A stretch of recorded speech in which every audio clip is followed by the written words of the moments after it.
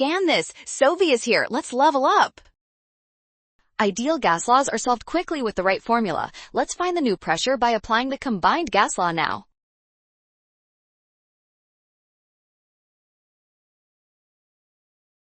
Start with the combined gas law, which relates pressure, volume, and temperature. We set the initial state equal to the final state to see how each variable changes during the process. Substitute the new values into our equation. The volume is now half of the original and the temperature has tripled. This setup allows us to isolate the final pressure variable easily.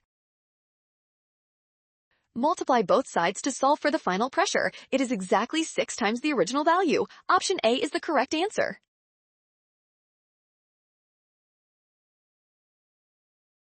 Well done! Scan the code. You can learn better with Sovi. Avoid a rush to prevent science errors. Trust given values and check steps.